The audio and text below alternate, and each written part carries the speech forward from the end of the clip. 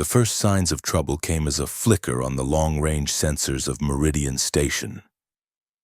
Captain Marcus Sullivan had been reviewing the latest peace protocols, a stack of digital documents that represented humanity's best efforts at diplomatic relations with the Zelkari Empire. His eyes burned from hours of scrutiny, focusing on loopholes and ambiguities that could leave Earth vulnerable. "Captain," Lieutenant Commander Patricia Wells called from her station, voice tight with concern. "We're picking up unusual energy readings near Haven Prime." Marcus frowned. Setting aside the protocols, Haven Prime, humanity's first major off-world colony beyond Luna, housed 50,000 souls, scientists, terraformers, families who had braved the void to establish a foothold among the stars. "Define unusual, Commander." "Massive plasma buildup, sir. Pattern matches Zelkari warship signatures, but the treaty explicitly prohibits." A blinding flash overwhelmed the view screen, forcing everyone on the command deck to shield their eyes. When the automatic filters engaged and the image cleared, Marcus felt his heart plummet into the void. Where Haven Prime had been, a beautiful terraformed moon orbiting Jupiter, there was now only a spreading cloud of superheated gas and debris. "Confirm," he whispered, though he already knew. Wells' fingers trembled over her console. "Haven Prime is gone, sir. 50,000 colonists. The plasma signature indicates Zelkari quantum destabilizers." Before Marcus could respond, the main communication array chimed. The face that appeared on screen belonged to Ambassador Cather of the Zelkari Empire, tall, with iridescent scales that shimmered in the light of his command ship. His expression, alien though it was, conveyed unmistakable smugness. "Captain Sullivan," the ambassador's voice reverberated through the command deck. "Consider this a demonstration of Zelkari resolve. Your pathetic attempts at diplomacy are over. You have 30 Earth days to surrender unconditionally, or your homeworld will be reduced to ash. The Zelkari Empire will not be denied its rightful expansion." The transmission cut. In its place, telemetry continued to show the expanding cloud that had once been humanity's proudest achievement beyond the moon. Marcus stared at the screen, a storm of emotions threatening to overwhelm him. Grief for the thousands lost in an instant, rage at the callous disregard for life, fear for Earth and the billions who called it home. But beneath it all, a cold, hard determination began to crystallize. "Sir," Wells prompted, her voice cracking. "Orders?" Marcus straightened his uniform, eyes never leaving the view screen. "Contact Admiral Kane immediately, then prepare a full broadcast to every human settlement, station, and vessel in the system. The Zelkari want war?" His jaw tightened. "Then by God, we'll give them one." As the message went out, Marcus couldn't help but think of his sister and her family, who had been visiting Haven Prime's research facilities. The pain was almost unbearable, threatening to crush his chest from within.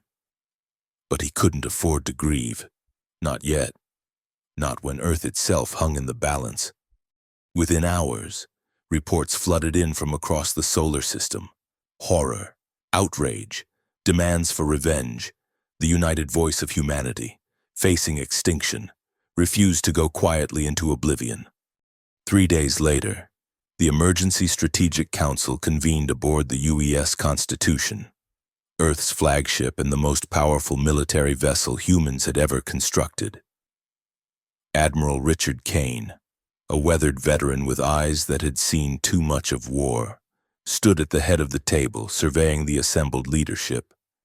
"The situation is grim," he began without preamble. "We have 47 combat-ready vessels against an estimated 300 Zelkari warships. Our heaviest weapons barely scratched their defensive systems in previous engagements. We have no external allies willing to intervene. The other galactic powers are either too intimidated by the Zelkari or too opportunistic to choose the losing side. General Carter of the Earth Defense Force slammed his fist on the table. Then we surrender, negotiate terms that will at least preserve some of our people, and become slaves. Commander Peterson of the Mars Colonial Guard shot back.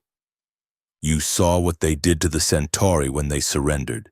Genetic manipulation, forced labor, cultural erasure. Is that what you want for Earth? The argument escalated, voices rising in fear and anger. Marcus, invited as witness to the Haven Prime attack, remained silent, watching the military leadership fracture under the weight of impossible odds. It was then that a quiet voice cut through the chaos. What if we don't fight like a military? All eyes turned to Dr. Andrew Morrison, the civilian head of weapons research, a slender man with perpetually disheveled hair and eyes that seemed to see beyond conventional limitations. Explain, Admiral Kane demanded. Morrison stepped forward, activating the holographic display in the center of the table. The Zelkari expect us to respond with our military vessels, the ships they've studied, cataloged, and prepared for. But what about our civilian fleet? The display shifted to show the thousands of vessels scattered throughout the solar system. Mining ships in the asteroid belt, cargo haulers, research vessels, private yachts, and space stations. We have over 15,000 civilian craft. Morrison continued. Most are unarmed. Yes, but they have power sources, engines, and hulls. What if we converted them? Not into military vessels, the Zelkari would spot those modifications, but into something else entirely. A skeptical murmur rippled through the room, but Kane leaned forward, interest kindling in his eyes. Go on.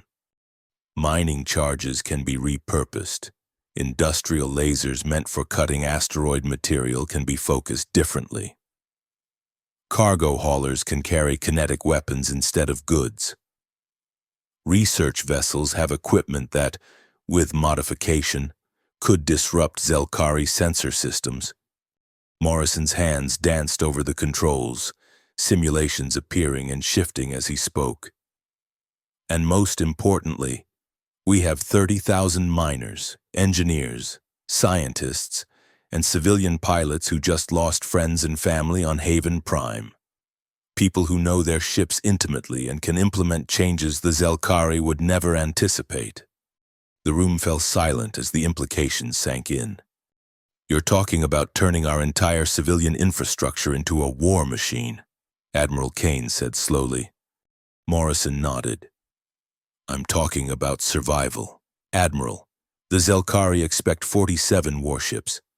What if they face 2,000 vessels instead? 3,000? What if every asteroid and debris field hides a surprise they never planned for?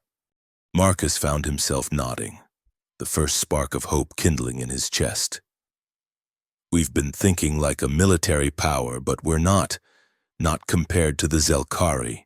We're pioneers, adapters, survivors. Kane studied the holographic display, the countless dots representing humanity's presence throughout the solar system. It would require immediate mobilization on an unprecedented scale, coordination between military and civilian authorities, resources we can barely spare, and it would mean asking civilians to fight and die, General Carter added gravely. They're already being asked to die, Marcus countered, standing. The Zelkari have made that clear. At least this way, they have a chance to fight back. For a long moment, Admiral Kane was silent, weighing impossible choices. Then he straightened. Decision made. Commander Peterson, draft orders for all military vessels to begin immediate escort and protection operations for civilian craft. General Carter, I need every weapons engineer and tactical officer reassigned to conversion teams. Captain Sullivan, he turned to Marcus. You witnessed Haven Prime. I want you to oversee the civilian coordination effort.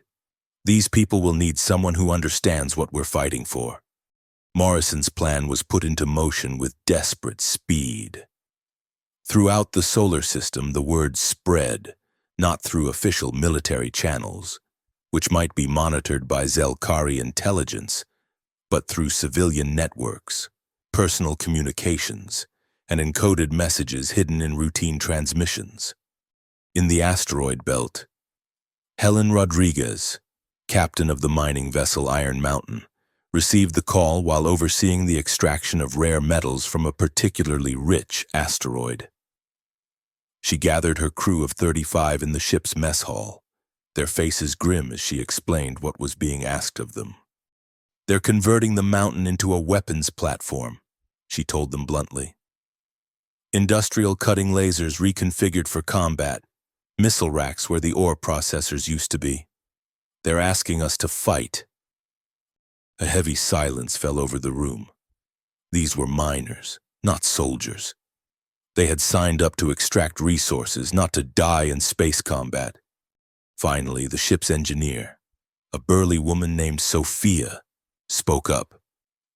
"My cousin's family was on Haven Prime, all of them." Her voice was steady, but her hands trembled. "I'll refit the lasers myself." One by one, the others nodded, determination replacing fear. Within hours, the Iron Mountain's transformation began, mining equipment repurposed for war under the guidance of a young military engineer assigned to their vessel. Similar scenes played out across the solar system. Derek Thompson, piloting the research vessel Harvest Moon, found himself working alongside military technicians to install experimental quantum disruptors, weapons that could, in theory, destabilize the molecular structure of Zelkari hull material. The equipment was temperamental, dangerous to its users, and entirely untested in combat conditions. Thompson, who had spent his career cataloging exoplanetary atmospheres, now calculated firing trajectories and power requirements. "If we overload the primary containment, the whole ship goes," warned the technician, a young woman barely out of the academy. Thompson nodded grimly. "And if we don't fight, Earth goes. I'll take my chances."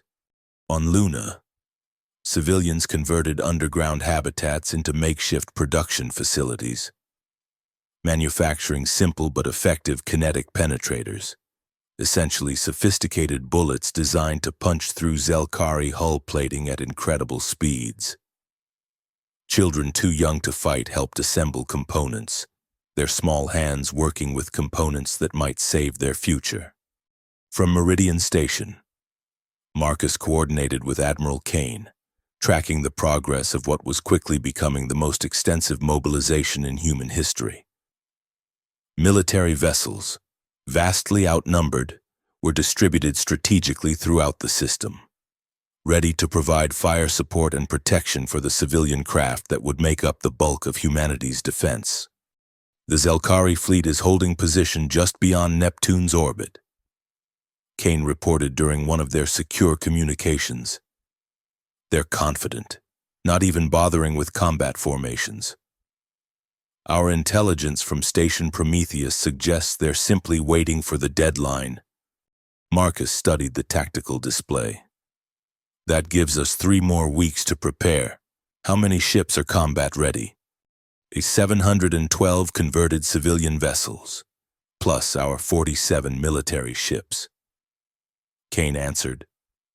"Another 1,000 should be ready by the deadline, but their combat effectiveness will be questionable." It wasn't enough. They both knew it. Even with Morrison's strategy, they were outgunned, outmatched in every conventional metric of military power. "What about the planet cracker?" Marcus asked quietly. Kane's expression darkened. "Morrison says it's theoretically viable. He's converted the mining explosives from 16 asteroid operations. If it works as designed, it could destroy a significant portion of the Zelkari fleet in one detonation. But the risks? The planet cracker was Morrison's most audacious and terrifying creation. A massive collection of mining explosives coupled with quantum destabilizers, designed to create a chain reaction that could, as the name suggested, potentially crack a small planet, or more relevantly, devastate a concentration of enemy warships. The problem was its indiscriminate nature and the risk that, once initiated, the reaction might not be controllable. We keep it as a last resort, Marcus decided, to position it with Thompson's group in the outer belt. If all else fails, Kane nodded grimly. Let's hope it doesn't come to that. As the deadline approached, a tense calm settled over the solar system. Civilian vessels not converted for combat evacuated to Earth or Mars, carrying billions of souls who could only wait and hope.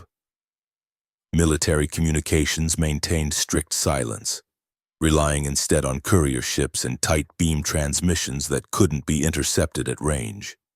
In the final days before the Zelkari deadline, humanity's improvised armada took position.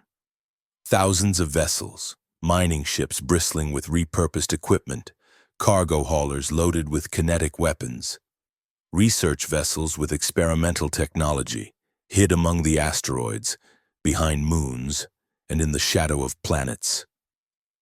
Military ships, their crews seasoned and resolute, positioned themselves as the backbone of this unconventional force. Aboard the Constitution, Admiral Kane addressed the assembled fleet commanders one final time. The Zelkari expect capitulation or a desperate, conventional defense, he told them, his voice steady despite the weight of billions of lives on his shoulders. They do not expect what we are about to unleash. Fight with courage, fight with conviction, but most importantly, fight with the knowledge that you defend not just a planet or a system, but the very future of humanity among the stars. On the Iron Mountain, now barely recognizable beneath its weapons modifications, Helen Rodriguez checked her systems one final time. The mining laser, once used to cut through asteroid rock, now hummed with enough power to slice through Zelkari hull plating. Her crew, miners turned warriors, manned their stations with grim determination. Derek Thompson, aboard the Harvest Moon, finalized the calculations for his quantum disruptors, knowing that a miscalculation could destroy his ship as easily as an enemy vessel. Behind him, tucked into a specially reinforced cargo hold, sat a portion of Morrison's planet cracker, a weapon of last resort that Thompson prayed they wouldn't need to use. And on Meridian Station, Marcus Sullivan took his position at the command center, coordinating with the hundreds of civilian vessel captains who had volunteered to lead this desperate defense. These were not military officers trained in combat tactics, but ordinary men and women who had, until weeks ago, been going about their peaceful lives. Now they were humanity's last, best hope. Zelkari fleet is advancing, reported Lieutenant Commander Wells, her voice tight. 307 vessels in standard combat formation. They're broadcasting on all frequencies. The face of Ambassador Cathar appeared on the main view screen, his expression one of smug certainty. Your deadline has arrived, humans. I see your pathetic fleet gathered to oppose us, a futile gesture that will only add to your suffering. Surrender now, and some of your people may be permitted to live as servants of the Empire. Resist, and Earth burns as Haven Prime did.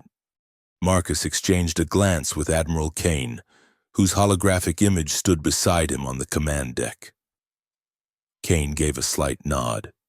Ambassador, Marcus replied, his voice steady. Humanity has a message for the Zelkari Empire. He paused, thinking of his sister and her family, of the 50,000 souls of Haven Prime who now existed only as particles of gas and dust. We will not go quietly. He cut the transmission and opened a channel to the waiting human fleet, military and civilian vessels united in desperate purpose. All vessels, he commanded, execute Operation Skyfall. Throughout the solar system, humanity's response began. From hiding places among the asteroids, from the shadows of moons and planets, vessels of every description emerged, not in a conventional battle formation, but in a chaotic, unpredictable swarm that confounded Zelkari targeting systems. The first salvo came from Thompson's group. Kinetic penetrators launched at incredible speeds. Thousands of simple projectiles that overwhelmed Zelkari point defenses through sheer numbers. Dozens found their marks, punching through hull plating designed to withstand energy weapons but vulnerable to old-fashioned physical impact.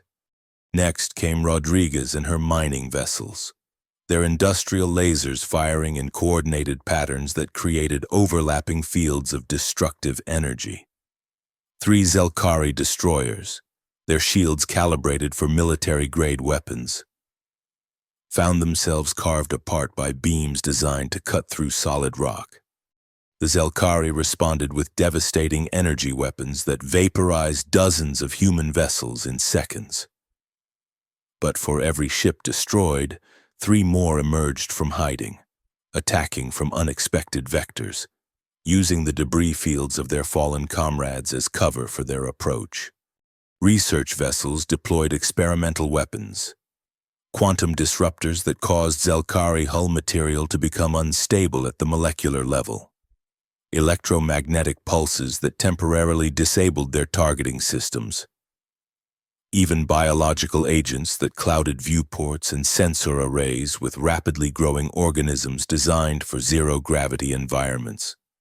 "They're splitting their formation," Wells reported, tracking the battle with growing hope.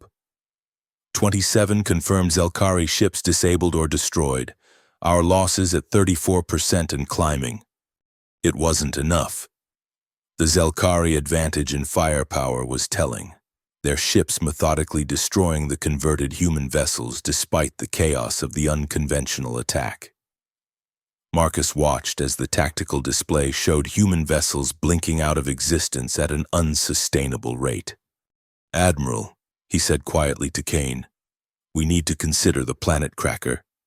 Kane's holographic face was grim. "Morrison says the chances of containing the reaction are less than 60%. We could lose a significant portion of our own fleet. And if we don't use it, we lose everything."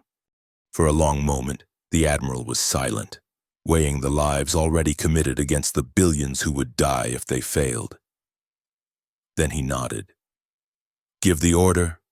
Marcus opened a channel to Thompson's vessel. "Harvest Moon, this is Meridian Command. Execute Protocol Omega. I repeat, execute Protocol Omega."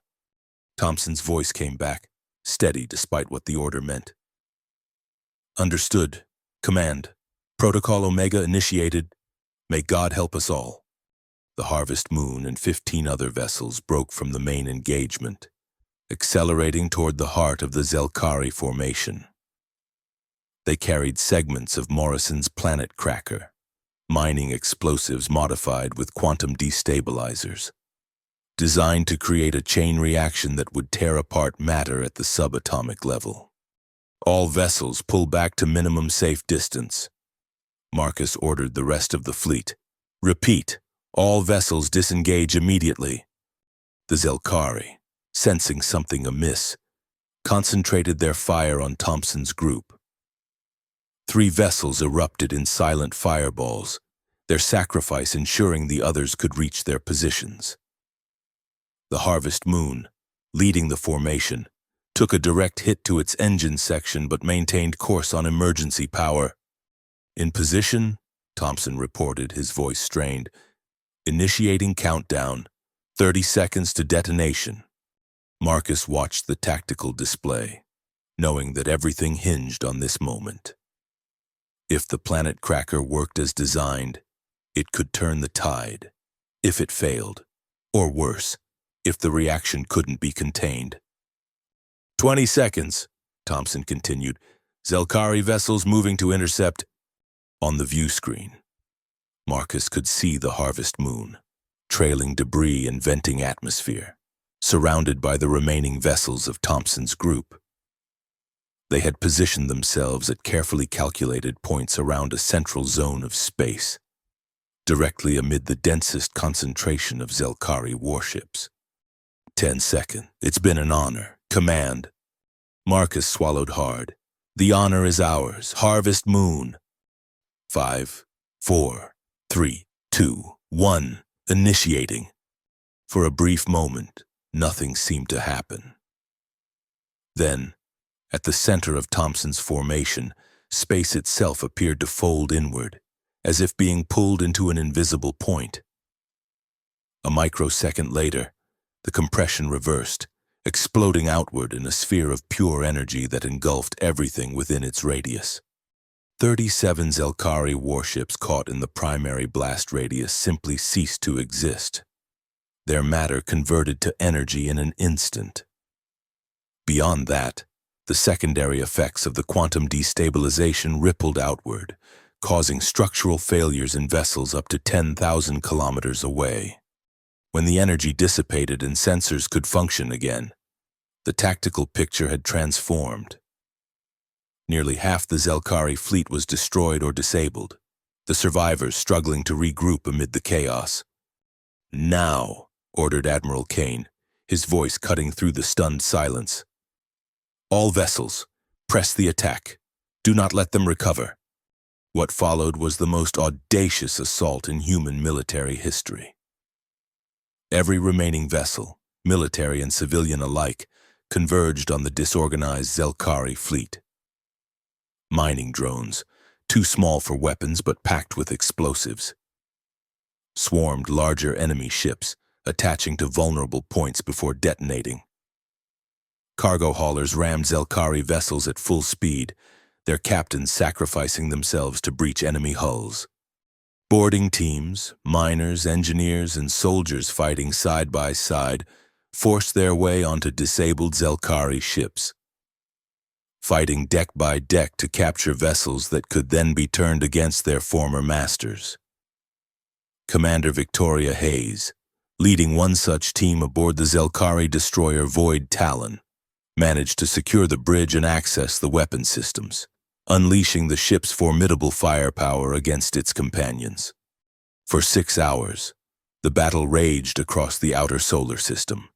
Human vessels, fighting with desperate innovation rather than conventional tactics, exploited weaknesses the Zelkari had never needed to defend against. Industrial cutting tools sliced through hull plating. Terraforming chemicals corroded sensor arrays.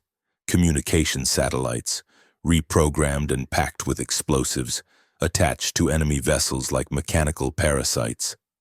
"Zelkari command ship is attempting to retreat," Wells reported, her voice hoarse from hours of continuous duty. "Remaining vessels are following." Marcus watched as the once mighty Zelkari fleet, or what remained of it, broke formation, accelerating away from Earth and toward the jump point that would carry them back to their home systems. Of the 307 vessels that had arrived to demand Earth's surrender, fewer than 100 were escaping. "Hey, do we pursue?" asked General Carter, who had joined the command staff during the battle.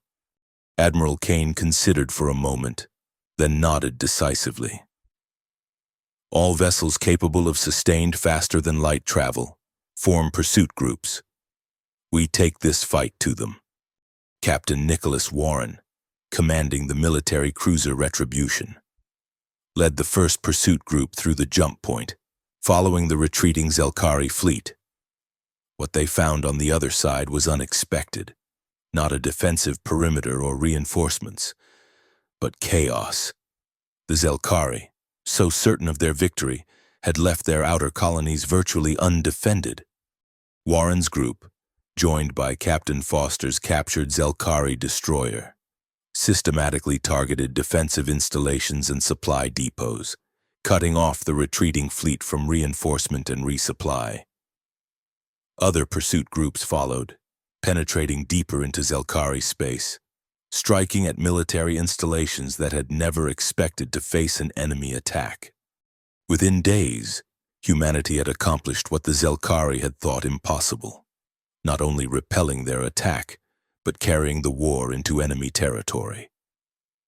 Admiral Kane, directing operations from the Constitution, ordered captured Zelkari communication systems used to broadcast a simple message throughout the Empire. Surrender, or face the consequences of your aggression. The response came 3 weeks later. Commander Vexar, the highest-ranking Zelkari officer captured during the battle, was brought before Admiral Kane aboard the Constitution. The commander's iridescent scales had dulled in captivity. His proud bearing diminished but not broken. My government, Vexar began, the words clearly difficult for him, offers its unconditional surrender to the human forces. We ask only for the cessation of hostilities and the preservation of civilian lives. Kane studied the alien commander, remembering the images of Haven Prime's destruction. The 50,000 lives snuffed out as a demonstration of Zelkari power. It would be easy, perhaps even justified, to demand the same devastating price from the Zelkari. Your people destroyed Haven Prime without warning or mercy, Kane said, his voice controlled. They threatened to reduce Earth to ash. By the standards of war your empire seems to uphold, we would be justified in destroying your homeworld in kind. Vexar's head lowered, a gesture that universal translators interpreted as acknowledgement. We anticipated no less. The strong destroy the weak. It is the way of the cosmos. No, Kane replied firmly. It is the way of the Zelkari Empire. Humanity chooses a different path. He activated a holographic display showing the terms of surrender. Your military will be dismantled. Your government will be reformed under the supervision of a galactic council. Your weapons of mass destruction will be surrendered and destroyed. The terms were harsh but not genocidal, demanding justice and security without vengeance. Vexar studied them, his alien features difficult to read. And our people? He asked finally. What becomes of them? They live, Kane said simply. They rebuild. They learn that strength lies not in the ability to destroy, but in the wisdom to coexist. He paused, fixing the commander with a steady gaze. And they remember what happened when they threatened a species that refused to die quietly. The aftermath of what became known as the Zelkari War transformed the political landscape of the galaxy. The established powers, who had stood aside expecting humanity's swift defeat, now faced a new player on the cosmic stage, one that had demonstrated both fearsome military capability and surprising restraint in victory. A new galactic council was formed, with humanity granted a permanent seat in recognition of their role in ending the Zelkari threat. The principles established in the peace settlement, prohibiting unprovoked aggression, guaranteeing the rights of developing species, and establishing protocols for diplomatic resolution of conflicts, became the foundation for a more stable interstellar community. 1 year after Haven Prime's destruction, Marcus Sullivan stood on the observation deck of the newly constructed Haven Station, built not to replace what was lost, but to honor it. The station, positioned in orbit around Jupiter, served as both a memorial and a symbol of humanity's resilience. Its military and civilian sections were fully integrated, a physical representation of the partnership that had saved Earth. Captain, Lieutenant Commander Wells approached, handing him a data tablet. The final reports from the reconstruction efforts on Corvos. Marcus nodded, scanning the information.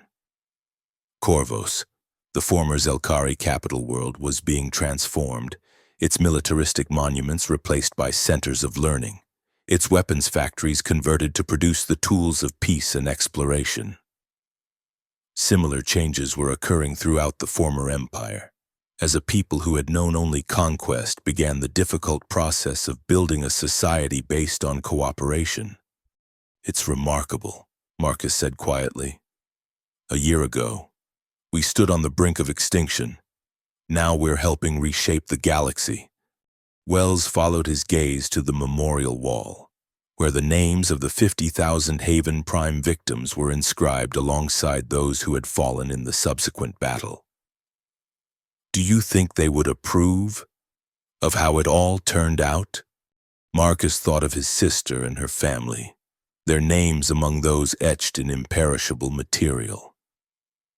I think they would be proud that their sacrifice meant something, that it led not just to survival but to something better. Later that day, Marcus joined Admiral Kane and the other architects of humanity's defense for the formal dedication of Haven Station.